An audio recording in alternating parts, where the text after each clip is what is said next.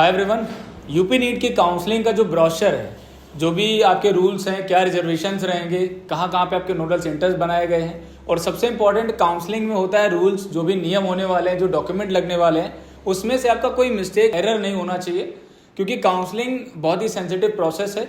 किसी भी गलत चीज़ को एक्सेप्ट नहीं किया जाता है। इसलिए आपके लिए इंपॉर्टेंट होता है कि आप डॉक्यूमेंट से लेकर के जो कंप्लीट काउंसलिंग का प्रोसेस है, कब क्या करना है, वो डेट्स के अंदर आपको सारी चीज़ें कंप्लीट करनी होती है। जो भी शेड्यूल होता है उसके उस टाइम फ्रेम के अंदर अंदर आपको सब कुछ करना होता है।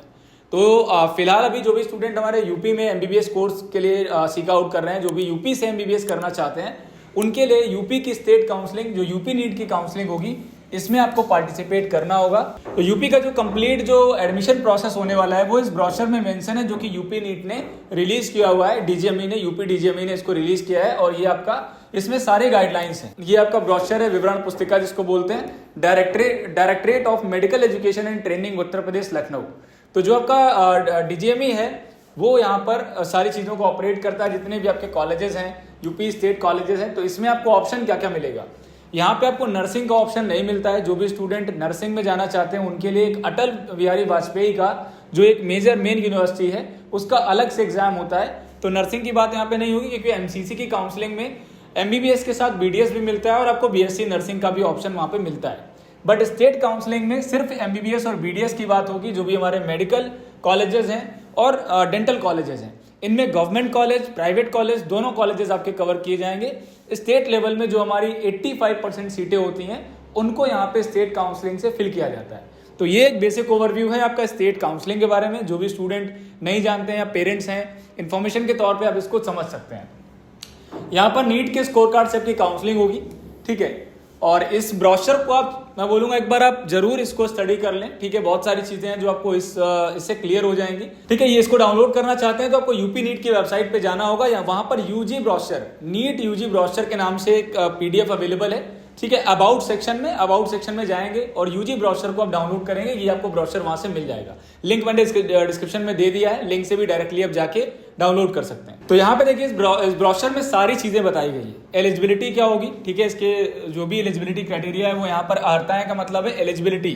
तो ये बेसिकली आपका हिंदी में है। जो भी हमारे CBSE English board English medium students हैं, जो भी इंग्लिश मीडियम स्टूडेंट है, हो सकता है काफी सारी चीजों का मीनिंग आपको समझ में ना आए, तो वो यहाँ पे थोड़ा सा मैं आपको क्लियर कर दूंगा। यहाँ पर आपका एलिजिबिलिटी काउंसलिंग फ्लो चार्ट है, ठीक है, कि क्या काउंसलिंग का फ्लो रहेगा, किस चीज के बाद क्या होगा। तो स्टेप बाय स्टेप पूरा काउंसलिंग का प्रोसेस फॉलो होता है। तो यहाँ पे भी आपका काउंसलिंग का फ्लो चार्ट होगा। एलिजिबिलिटी क्राइटेरिया के बारे में बात होगी, कौन से बच्चे एलिजिबल है, कौन से ऐसे स्टूडेंट है जो एलिजिबल नहीं होंगे। आरक्षण, कैसा आरक्षण मिलेगा, क्योंकि बहुत सारे बच्चे पीडब्ल्यूडी, इसके बाद जो सब कैटेगरी होती है, फ्रीडम फाइटर, डिफेंस कोटा, बहुत सारी चीजें हैं जो यहाँ पे आपको आरक्षण वाले सेक्शन में मिलने वाली हैं। तो उसको भी आप देख सकते हो अगर आप किसी भी रिजर्व कैटेगरी से बिलोंग करते हैं, ठीक है। इसके बाद पंजीकरण प्रक्रिया, जो आपका रजिस्ट्रेशन है वो कैसे होगा, उसमें क्या क्या चीजें रिक्वायर्ड होंगी, वो यहाँ पे बताया गया है। चॉइस फिलिंग एंड जो आवंटन प्रक्रिया, तो चॉइस फिलिंग तथा आवंटन का मतलब है अलॉटमेंट, जो सीट्स का अलॉटमेंट है वो कब कैसे होने वाला है, ठीक है। Then after that, after allotment admission process क्या होगा, कॉलेज में जाना होगा तो क्या डॉक्यूमेंट लेके जाने होंगे, कितना फीस जमा करना होगा। इसके बाद यहाँ पर एक त्याग पत्र, जो आपका 7th मॉड्यूल है। अब जैसा हमें पता है कि एमबीबीएस की काउंसलिंग में अगर हम कोई सीट छोड़ना चाहते हैं तो उसके लिए हमें कहीं ना कहीं त्याग पत्र देना होता है। कॉलेज को हमें फिजिकली जाकर के इन्फॉर्म करना पड़ता है कि सर मेरा किसी और कॉलेज में एडमिशन हो गया है, तो उसके लिए आपको वहां पर इन्फॉर्म करना होता है। कुछ फॉर्मेलिटीज होती हैं जो कि कॉलेज आपसे कराता है, कोई भी प्राइवेट कॉलेज या गवर्नमेंट कॉलेज, और उसके बाद आप किसी दूसरे कॉलेज में अपनी सीट जो है चेंज करा सकते हैं, दूसरे कॉलेज में जाकर के आप एडमिशन ले सकते हैं। क्योंकि देखिए एमबीबीएस की सीट्स आर वेरी इंपॉर्टेंट, बहुत एक सीट इंपॉर्टेंट होती है। एक सीट के लिए लाखों बच्चे एग्जाम दे रहे हैं सिर्फ इसी एक सीट के लिए। तो यहाँ पे एक मैटर करता है कि कॉलेज के पास प्रॉपर इंफॉर्मेशन हो कि आप सीट छोड़ने वाले हो, जो भी चीजें, तो यहाँ पर वो त्यागपत्र वाले मॉड्यूल में आपको क्लियर हो जाएगा, ठीक है। और सेवा बॉन्ड, जो आपका सर्विस बॉन्ड होता है, कितने ईयर्स का जो सर्विस बॉन्ड होगा, कितने लाख रुपए का रहेगा, उसका भी एक फॉर्मेट यहाँ पे इस ब्रोशर में इन्होंने बताया हुआ है। तो यूपी नीट का लगभग सब कुछ, चाहे हेल्प सेंटर, जो भी आपके हेल्प सेंटर होने वाले हैं, जो भी नोडल सेंटर होने वाले हैं जहाँ पे आप वेरिफिकेशन के लिए जाओगे, ये चीजें यहाँ पे आपको बताई गई हैं। और देन आपका ऑनलाइन जो डॉक्यूमेंट सबमिट होने हैं, कितने डॉक्यूमेंट आपके ऑनलाइन अपलोड होंगे, वो यहाँ पे बताया है। नोडल सेंटर्स के बारे में, कॉलेजेस की लिस्ट भी दी है, कितने कॉलेजेस हैं जो यूपी के लिए अप्रूव्ड हैं और यूपी के गवर्नमेंट और प्राइवेट जो भी कॉलेजेस हैं वो कौन कौन से पार्टिसिपेटिंग कॉलेज हैं, प्राइवेट में कौन कौन से एमबीबीएस और डेंटल कॉलेजेस हैं जो यहाँ पे पार्टिसिपेट करेंगे, जो हमारे पीडब्ल्यूडी वाले कैंडिडेट हैं, फिजिकल हैंडीकैप्ड बच्चे हैं, ये सब कुछ यहाँ पे आपको दिया गया है। अब यहाँ पर जल्दी से एक बार हम फ्लो चार्ट देख लेते हैं कि काउंसलिंग में बेसिक यहाँ पे कितने स्टेप्स होने वाले हैं। तो सबसे पहले यहाँ पर आपको काउंसलिंग का फ्लो चार्ट बताया गया है। फ्लो चार्ट में यूपी नीट यूजी 2024 इस आप पोर्टल पे जाएंगे, जो ऑफिशियल आपकी वेबसाइट है upneet.gov.in, इस वेबसाइट पे जाएंगे जहां पे आपको यूपी नीट यूजी वाले सेक्शन में रजिस्ट्रेशन के लिए एक लिंक अवेलेबल होगा। हालांकि ये वाला लिंक भी एक्टिव है, आप जब पीडीएफ डाउनलोड करेंगे तो यहाँ पे क्लिक करने पे आप डाइवर्ट हो जाएंगे, तो पीडीएफ में ये एक्टिव लिंक भी दिया गया है। तो यहाँ पे आपको रजिस्ट्रेशन करना होगा। सबसे पहले रजिस्ट्रेशन होगा, रजिस्ट्रेशन की फीस जमा की जाएगी, फिर सिक्योरिटी अमाउंट आपको डिपॉजिट करना होगा, फिर आपका ऑनलाइन डॉक्यूमेंट वेरीफाई होगा, फिर आपका एक फाइनल मेरिट लिस्ट आएगा। मेरिट लिस्ट आने के बाद आपको अपनी चॉइसेस देनी होंगी, किस कॉलेज में कौन कौन से आपके कॉलेजेस हैं जो आपके स्कोर पे आपको मिल सकते हैं, वो आपने पहले से आपको एक लिस्ट बना के रखनी है। कौन से कॉलेजेस आपकी रेंज में आ रहे हैं, चाहे गवर्नमेंट हो या प्राइवेट, वो आपको पहले से एक प्रॉपर लिस्ट रखनी है, ताकि चॉइस फिलिंग के टाइम पे आपको ढूंढना ना पड़े कि कौन कौन से कॉलेज हमें फिल करने हैं, या कंफ्यूजन में कोई काम आपको नहीं करना है। हालांकि डेफिनेटली आप एमबीबीएस के लिए जा रहे हो तो इतना तो आप पहले से होमवर्क करके रखोगे, ये आपको करना रहेगा। देन आपका रिजल्ट डिक्लेयर होगा, ठीक है, आपका रिजल्ट डिक्लेरेशन होगा। रिजल्ट डिक्लेरेशन के बाद आपका अलॉटमेंट लेटर आएगा, अलॉटमेंट लेटर आपको डाउनलोड करना होगा। आफ्टर दैट आपको यहाँ पर एडमिशन का प्रोसेस फॉलो करना होगा कि आपका एडमिशन जो भी कॉलेज में रिपोर्ट करना है, ये सारी चीजें होंगी, और देन आपका यहाँ पर पूरी काउंसलिंग कंप्लीट हो जाएगी। ये आपका काउंसलिंग का फ्लो चार्ट है। ये इतने स्टेप्स आपके होने वाले हैं आपकी पूरी यूपी की काउंसलिंग में। अब यहाँ पर डिपॉजिट जो करना है, रजिस्ट्रेशन फीस जो है वो 2000 रुपीज आपका रजिस्ट्रेशन फीस है, 2000 रुपए। सिक्योरिटी मनी आपका यहाँ पर अलग अलग रहेगा, जैसे कि प्राइवेट में अगर आप प्राइवेट और गवर्नमेंट सारे ऑप्शन अपनी काउंसलिंग में चाहते हो तो आपको यहाँ पर 2 लाख रुपए का डिपॉजिट करना होगा, 2 लाख रुपीज आपको फीस पे करनी होगी। अगर आप ओनली डेंटल कॉलेज चाहते हो, ठीक है, तो आपको डेंटल के लिए 1 लाख रुपए यहाँ पे करना होगा। केवल आप गवर्नमेंट कॉलेज के ऑप्शन चाहते हो तो गवर्नमेंट कॉलेज के लिए यहाँ पर 30,000 रुपीज आपको यहाँ पे करने होंगे, 30,000 रुपए का रजिस्ट्रेशन करना होगा। तो अगर आप प्राइवेट में आने वाले हो तो सबसे ज्यादा जो हाईएस्ट अमाउंट है वो 2 लाख रुपीज का है। अगर आप ये पे करते हो तो आपको गवर्नमेंट ऑप्शंस प्लस आपकी चॉइस फिलिंग में प्राइवेट के सारे ऑप्शन, एमबीबीएस के प्लस बीडीएस के, ये सारे ऑप्शन आपको मिलेंगे, ठीक है। तो इसके अकॉर्डिंग ये अमाउंट आपका बाद में रिफंडेबल होता है। तो ये आपका एक एज एन सिक्योरिटी डिपॉजिट आपसे लिया जाता है, जो कि आपको इनको पे करना होता है। तो ये आपके इस काउंसलिंग प्रोसेस में इंपॉर्टेंट आपके स्टेप्स होने वाले हैं। जब आपकी काउंसलिंग लाइव हो जाएगी, स्टार्ट हो जाएगी, तो हम लोग इसमें प्रॉपर एक लाइव वीडियो भी बनाएंगे कि कैसे आपको पूरी काउंसलिंग करनी है, ताकि जो भी स्टूडेंट खुद से अपना काउंसलिंग करने वाले हैं उनसे कोई भी मिस्टेक या कोई भी आपकी एरर ना वहां पे रहे। इसके बाद एलिजिबिलिटीज हैं। नीट यूजी में आप अपीयर होने चाहिए। नीट यूजी के बाद आपकी जो भी कट ऑफ है वो एटलीस्ट आपका कट ऑफ क्लियर होना चाहिए, और कट ऑफ रिवाइज्ड वाला, जो रिवाइज कट ऑफ आया है 127 और 162 मार्क्स का, वो आपका कट ऑफ यहाँ पे क्लियर होना चाहिए। तो जो भी स्टूडेंट, अगर आप अपीयर्ड भी हुए हो तो भी आप यहाँ पे पार्टिसिपेट कर सकते हो सकता है कम स्कोरिंग के आपको कॉलेज ना मिल पाए, बट पार्टिसिपेशन के लिए आप एलिजिबल हो जाते हो। आप बीडीएस में जरूर पार्टिसिपेट कर सकते हो, क्योंकि बीडीएस में सीटें खाली रहती हैं। तो अगर आप जस्ट क्वालिफाइड भी हैं तो भी आपको यहाँ पे आराम से किसी न किसी प्राइवेट कॉलेज के अंदर सीट आराम से मिल जाएगी। एमबीबीएस में उतना नहीं हो पाता है। एमबीबीएस के लिए यहाँ पर आपको देखना होगा कि कितनी सीट, कितने नंबर पे आपको कौन से कॉलेजेस मिल रहे हैं। फिलहाल अगर बात की जाए तो अराउंड 300 स्कोर आप मान के चलो। यूपी में अगर आपको एमबीबीएस कॉलेज लेना है तो कम से कम 300 मार्क्स आपके होने चाहिए। रिजर्वेशन आपका देख लें। रिजर्वेशन जो आपके एससी कैटेगरी कैंडिडेट है 21% आपका एससी वालों के लिए रिजर्वेशन है, ठीक है। 2% का रिजर्वेशन एसटी कैटेगरी की सीटें रिजर्व्ड हैं। ओबीसी में 27% सीटें रिजर्व्ड है ओबीसी कैंडिडेट्स के लिए, और 10% आपका यहाँ पर ईडब्ल्यूएस का जो के स्टूडेंट हैं उनके लिए यहाँ पर सीट्स का रिजर्वेशन किया गया है। तो जो भी स्टेट पॉलिसीज हैं वो आपको यहाँ पर पूरी एप्लीकेबल होने वाली है। ये एक काफी इंपॉर्टेंट चीज है जो इस ब्रोशर में आपको मिलने वाली है। इस ब्रोशर में कुछ आपके राजकीय कॉलेजेस के बारे में एक इंपॉर्टेंट यहाँ पे चीज मेंशन की गई है।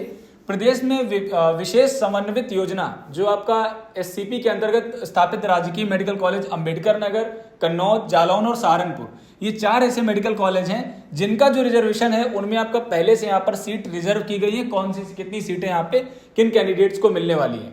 तो देखिए यहाँ पर जैसे अनुसूचित जाति जो एससी कैटेगरी के स्टूडेंट हैं तो ये लगभग 62 सीट्स कॉलेजेस में आपका रिजर्व है। और इसके बाद जो एसटी कैटेगरी है, एसटी के लिए यहाँ पर 5 सीटें आपका एसटी में रिजर्व है, और ओबीसी के लिए केवल 11 सीटें मिलेंगी, 11 सीट्स रहेंगी। और अदर जो आपके ओबीसी कैंडिडेट्स हैं और जो अनरिजर्व्ड कैंडिडेट हैं, जो आपके जनरल कैंडिडेट हैं, उनके लिए यहाँ पर 7 सीट्स का रिजर्वेशन है। तो ये सिर्फ जो 4 मेडिकल कॉलेज हैं इनमें सबसे ज्यादा बेनिफिट मिलेगा आपको अनुसूचित जाति, मतलब जो SC कैटेगरी के स्टूडेंट हैं, SC वाले बच्चों के लिए इनमें आपको ज्यादा रैंक तक एडमिशन मिल सकता है अंबेडकर नगर, कन्नौज, जालौन और सहारनपुर में। ये आपको बहुत इंपॉर्टेंट चीज है जो आपकी इस काउंसलिंग ब्रोशर में बताया गया है। बहुत सारे बच्चों को कंफ्यूजन होता है कि जैसे आपका जो कास्ट का सर्टिफिकेट है वो सर किस फॉर्मेट में होना चाहिए, जो भी आपका रिजर्वेशन सर्टिफिकेट है किस फॉर्मेट में होना चाहिए। तो ये भी आप देख लो, यहाँ पे इस वाले ऑप्शन पे इन्होंने क्लियर कर दिया है कि आरक्षण से संबंधित सभी प्रमाण पत्र, दिव्यांगता एवं एनसीपी प्रमाण पत्र को छोड़ के जो आपका पीडब्ल्यूडी वाला सर्टिफिकेट है उसके लिए वेरिफिकेशन अलग से होता है। उसके जो सेंटर्स भी है वो अलग से आपको सेंटर पे जाना होगा, जो भी हमारे पीडब्ल्यूडी वाले कैंडिडेट हैं। इसके अलावा अदर जितने भी कैंडिडेट है ओबीसी, SC, ST, EWS, आप सबका जो सर्टिफिकेट होगा वो आपका यहाँ पर उत्तर प्रदेश शासन द्वारा निर्धारित प्रारूप पर उत्तर प्रदेश के सक्षम अधिकारी द्वारा निर्गत ही मान्य होंगे। इसका मतलब है कि आपको स्टेट वाले जो यूपी स्टेट के जो फॉर्मेट है उसी फॉर्मेट में आपके डॉक्यूमेंट्स मान्य होंगे, आपको सेंटर वाला नहीं लगाना है। बहुत सारे स्टूडेंट में ये कंफ्यूजन, ये डाउट आता है कि सर स्टेट वाला लगाएं कास्ट सर्टिफिकेट या सेंट्रल वाला लगाएं। तो सेंट्रल वाला नहीं लगाना है, स्टेट सर्टिफिकेट आपका यहाँ पे लगेगा। तो रिजर्वेशन स्टेट वाला आपको डॉक्यूमेंट, स्टेट वाले डॉक्यूमेंट आपको बनवाने होंगे। ये क्लियर हो गया होगा। पॉइंट नंबर यहाँ पे 2 पे दिया गया है कि भारत सरकार के अधीन पदों पर नियुक्ति हेतु प्रस्तुत किए जाने वाले प्रमाण पत्र के प्रपत्र पर आरक्षण प्रमाण पत्र मान्य नहीं होगा। मतलब गवर्नमेंट ऑफ इंडिया के कई सारे जो फॉर्मेट्स होते हैं, अगर आप किसी भी अदर गवर्नमेंट फॉर्मेट में लेके जाते हैं अपना आरक्षण क्लेम करने के लिए, रिजर्वेशन क्लेम करने के लिए, तो कोई भी अदर सर्टिफिकेट आपका मान्य नहीं होगा। जो स्टेट गवर्नमेंट का फॉर्मेट है उसी पे आपका जो कैटेगरी सर्टिफिकेट है वो लगेगा। ठीक है। यहाँ पर फिर पीडब्ल्यूडी वाले कैंडिडेट्स के लिए कि इनके लिए जो दिव्यांगता प्रमाण पत्र जारी किया जाएगा वो आपकी जो main director general of health services DGHS द्वारा जारी निर्देशानुसार निर्धारित केंद्रों एवं से निर्गत एवं निर्धारित प्रारूप पर ही मान्य होंगे। अब यहाँ पर पीडब्ल्यूडी वाले कैंडिडेट के साथ कई बार दिक्कत होती है कि आपके पास कोई डॉक्यूमेंट होता है, कोई आपके पास एक सर्टिफिकेट होता है जिससे आप अपना रिजर्वेशन क्लेम करते रहे हो जगह जगह पे, अलग अलग टाइम पे आपने वो यूज किया है, आपको लगता है कि वो वैलिड होगा, लेकिन आपको मेडिकल की सीट लेने के लिए जो DGHS ने जो आपका डिसाइडेड आपके जो सेंटर्स हैं उन सेंटर पे जाके आपको दोबारा से अपना एक तरीके से ट्रेस कराना होगा, वेरीफाई कराना होगा सारा कुछ, फिर वहां से जो आपको सर्टिफिकेट दिया जाएगा वो आपका मान्य होगा। उसके सेंटर्स इन्होंने ब्रोशर में बता रखे हैं, उन्हीं सेंटर्स पे आपको जाना होगा। उसके लिए आपकी अलग से एक डेट्स भी आती है, काउंसलिंग में स्पेसिफिक डेट आती है, उस डेट पे पीडब्ल्यूडी वाले कैंडिडेट्स को वहां पे सेंटर पे जाना होता है। ये आपका नेक्स्ट है हमारा जो आपके प्राइवेट सेक्टर वाले, जो प्राइवेट जितने भी आपके कॉलेजेस हैं, प्राइवेट मेडिकल कॉलेज में जो माइनॉरिटी कॉलेजेस हैं उनमें 50% जो सीट्स होंगी, 50% सीटों पर संबंधित धार्मिक अल्पसंख्यक जो आपके माइनॉरिटी कॉलेज होते हैं उनको आवंटन किया जाएगा। मतलब जो माइनॉरिटी कॉलेज हैं उनकी आधी सीटें रिजर्व होंगी उस पर्टिकुलर जो भी रिलीजन के लिए, वो जैसे सिख कॉलेजेस हैं या मुस्लिम कम्युनिटी कॉलेजेस हैं, तो 50% सीट्स आपको वहां पर मुस्लिम कैंडिडेट्स के लिए होंगी या जो भी पर्टिकुलर रिलीजन वाले स्टूडेंट्स के लिए होंगी, और 50% में आपका ओपन कोटा कंसीडर किया जाएगा, जिनमें आपका ओपन होगा, किसी भी रिलीजन के बच्चे वहां पे अप्लाई कर सकते हैं। तो 50-50% का माइनॉरिटी कॉलेजेस के अंदर आपका रिजर्वेशन फॉलो किया जाएगा। अब यहाँ पर अगर किसी से नेक्स्ट हमारा जो पॉइंट है उनमें उन्होंने बताया है कि अगर किसी भी कैंडिडेट से at the time of registration आपसे गलती से आपका जनरल फिल हो गया है, किसी भी कैटेगरी में चेंज हो गया है, अगर आपका जनरल, लेकिन आप जनरल से नहीं हो, आप किसी रिजर्व कैटेगरी से बिलोंग करते हो, आप EWS से आते हो, आप OBC से हो या SC ST से हो, तो आपको यहाँ पर एक मौका दिया जाएगा कि जब आपका रजिस्ट्रेशन हो रहा होगा तो यूपी नीट के रजिस्ट्रेशन के टाइम पे अपनी आप कैटेगरी को चेंज कर सकते हो। तो ये एक इंपॉर्टेंट पॉइंट है। ये बहुत सारे छोटे छोटे डाउट्स होते हैं बच्चों के, जो स्टूडेंट को अक्सर ये दिक्कत आती है जब आप काउंसलिंग कर रहे होते हैं। बहुत सारे बच्चों के साथ ऐसी गलतियां हो जाती हैं कि आपने किसी कैफे से अपना फॉर्म फिल कराया और कैफे वाले ने गलती से आपकी रिजर्वेशन जो है चेंज कर दी या आपकी कैटेगरी चेंज कर दी। तो ये अपना आप जब रजिस्ट्रेशन होगा तो वहां पे अपना आप चेंज करा लोगे। नेक्स्ट जो है यहाँ पर ऑनलाइन जो आपका रजिस्ट्रेशन के बारे में है, ठीक है। तो यहाँ पर रजिस्ट्रेशन में आपको जो फीस देनी होगी, रजिस्ट्रेशन फीस जो कि आपकी नॉन रिफंडेबल है, at the time of registration आपका लगेगा 2000 रुपये आपकी फीस लगेगी। जब आप अपना फर्स्ट, सेकंड और थर्ड राउंड में आप पार्टिसिपेट कर पाओगे। यूपी के आपके 4 राउंड्स होंगे, पहला, दूसरा और तीसरा राउंड होगा, और एक आपका लास्ट में स्टे वैकेंसी राउंड होगा। तो टोटल स्टेट काउंसलिंग 4 राउंड्स में होगी। 2000 रुपए का आपको फीस पेमेंट करना होगा, जिसके बाद आप ऑनलाइन आपके जो 3 राउंड्स होते हैं उनमें पार्टिसिपेट करोगे। अगर आपको तब तक सीट नहीं मिलती है तो आप यहाँ पर स्टे वैकेंसी राउंड में भी पार्टिसिपेट कर सकते हैं। स्टे वैकेंसी राउंड में पार्टिसिपेशन फीस 1000 रुपए अलग से आपको पे करना पड़ेगा। तो टोटल पूरी काउंसलिंग में अगर आप पार्टिसिपेट करते हो तो 3000 रुपीज़ आपको पे करना होगा। 2000 रुपये पहले के 3 राउंड के लिए और 1000 रुपये आपको पे करना होगा आपका स्टे वैकेंसी राउंड के लिए। तो ये आपका यहाँ पर ये जो कि पूरी तरीके से रजिस्ट्रेशन अमाउंट नॉन रिफंडेबल है, सीट मिले या ना मिले आपको नॉन रिफंडेबल रहेगा। जो आपका अदर अमाउंट है, जैसे आपका यहाँ पर सिक्योरिटी अमाउंट के बारे में बात हुई है, सिक्योरिटी अमाउंट जो धरोहर धनराशि की बात होती है, इसका जो अमाउंट है ये रिफंडेबल होता है, लेकिन अब इसके लिए अलग अलग कैटेगरी के हिसाब से आपको पेमेंट होगी। जैसे 30,000 रुपीज आपको पे करना होगा अगर आप राजकीय क्षेत्र के कॉलेजों हेतु, अगर आप केवल स्टेट गवर्नमेंट के कॉलेजेस में अप्लाई करना चाहते हैं तो उसके लिए आपको केवल 30,000 का अमाउंट पे करना होगा। इसके अलावा अगर आप प्राइवेट मेडिकल कॉलेज में जाना चाहते हैं तो प्राइवेट मेडिकल कॉलेज के लिए आपको 2 लाख रुपए पे करना होगा। और अगर आप डेंटल जाना चाहते हो प्राइवेट कॉलेज में तो प्राइवेट में डेंटल कॉलेज के लिए आपको 1 लाख रुपए पे करना होगा। फॉर एग्जाम्पल आपने डिसाइड किया कि आपको बीडीएस करना है, एक पर्टिकुलर प्राइवेट कॉलेज से ही करना है, तो आपको यहाँ पर सिर्फ 1 लाख रुपीज का पेमेंट करोगे और आप काउंसलिंग में पार्टिसिपेट करोगे। उन 1-2 कॉलेजेस जो भी आपने पहले से सेलेक्ट किए होंगे उनके आप नाम डालोगे। आपको यहाँ पर 2 लाख रुपए या 30,000 रुपए पे करने की अलग से नीड नहीं रहेगी। हालांकि जब 30,000 आप पे कर रहे हो तो ये आपको 1 लाख रुपीज आपको यहाँ पे प्राइवेट के लिए बीडीएस के लिए पे करना होगा। अगर आपको एमबीबीएस बीडीएस दोनों के ऑप्शन चाहिए तो उसके लिए आपको यहाँ पर 2 लाख रुपीज वाला अमाउंट देना होगा। 2 लाख रुपए अगर आप पे करोगे तो वहां एमबीबीएस का भी ऑप्शन आप फिल कर पाओगे और आप बीडीएस का भी ऑप्शन फिल कर पाएंगे। तो ये यहाँ पर आपका सिक्योरिटी डिपॉजिट से रिलेटेड इंपॉर्टेंट पॉइंट्स हैं जो कि सिक्योरिटी के रिगार्डिंग यहाँ पर बताए गए। कुछ और आपकी इंपॉर्टेंट चीजें हैं जो यहाँ पे आपको एक्सप्लेन की गई है।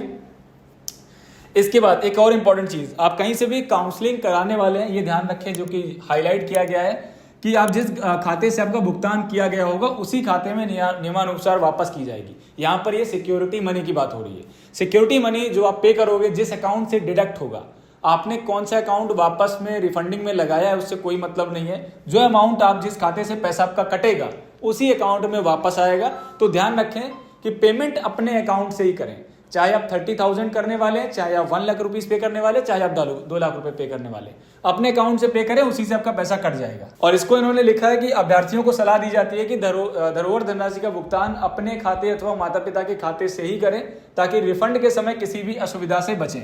तो इसको इन्होंने थोड़ा सा सिक्योरिटी पर्पज से आपके लिए बताया गया है। कई पेरेंट्स को, स्टूडेंट्स को नहीं पता होता है, आप कहीं से भी पेमेंट करवा देते हैं, बाद में पैसा लेने के लिए वो किसी और के पास आपका पैसा चला जाता है।